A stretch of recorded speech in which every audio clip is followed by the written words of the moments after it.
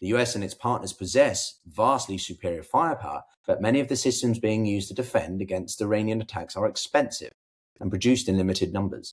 Interceptor missiles such as Patriots or other advanced air defense systems can cost millions of dollars per shot and are often fired in pairs to guarantee interception of be them drones or missiles. And if a Shahed drone by the Iranians is 20,000 compared to one intercept which is 4 million, well, the math isn't nothing, at least in the long term.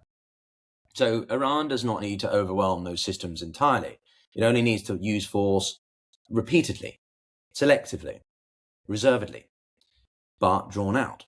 Every drone, missile, volley aimed at a base or energy facility forces the coalition to expend costly defensive munitions. And over time, that creates a logistical contest where sustaining defensive coverage across multiple countries becomes increasingly difficult. Indeed, the Strait of Hormuz remains one of the most critical areas of all of this. It is one of the most important maritime choke points in the world. A fifth of all global oil supplies pass through it, but not just from Iran, but from Qatar, from Kuwait, from Saudi Arabia, or the Emirates. So limited disruptions there trigger major volatility, and we see that with oil now reaching over $92 a barrel. Iran does not need to close the strait completely. In many ways it can't. But it only needs to create enough uncertainty to pressure global markets and governments dependent on those stable oil flows. And considering the lack of ships that are passing through, it seems to be working. This is particularly sensitive for the Gulf states because these countries depend heavily on stable energy exports, and their defense systems are already being used to intercept these missiles and drones.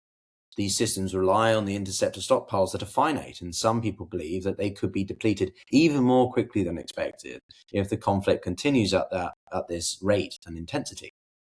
The longer the war drags on, the more nervous Gulf governments become about the sustainability of their own defenses and the security of their economic lifelines.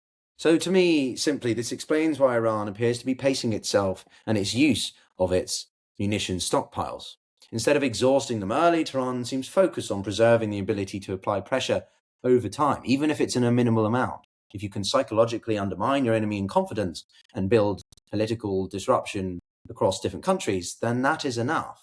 By launching smaller but regular waves of attacks, Iran forces the coalition to maintain some kind of constant state of defense, alertness, and therefore fatigue. Every additional week increases the political, economic, and military pressure on the coalition while allowing Iran to conserve its own capabilities for the most decisive moments. The more protracted a conflict is, the more complicated the geopolitical picture becomes. One immediate effect of this is the strategic distraction. The United States has already had to shift military attention and seemingly a third aircraft carrier towards the Middle East at a time when Washington has repeatedly said its long-term priority is China and the Indo-Pacific. If the conflict persists, it risks drawing additional naval, air defense, and intelligence resources away from Asia. And it seems clear that the Chinese, the Russians, and even North Korea are supporting Iran in some way at them. Simultaneously with Russia, they could take advantage, theoretically, of the distraction by increasing the pressure on Ukraine, testing Europe's limits as well. Even if these powers are not directly, therefore, involved in the conflict, the prolonged instability in the Middle East benefits them by complicating American strategic planning and dividing Western focus, or one can argue how much there is united focus now.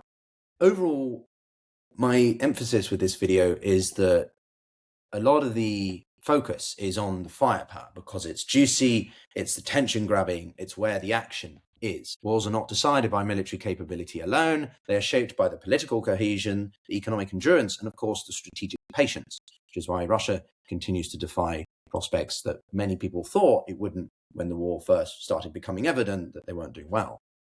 It only needs to make one war costly enough, complex enough, and in this case for Iran, politically difficult enough to see that the Israeli-American coalition questions their own objectives and each other's.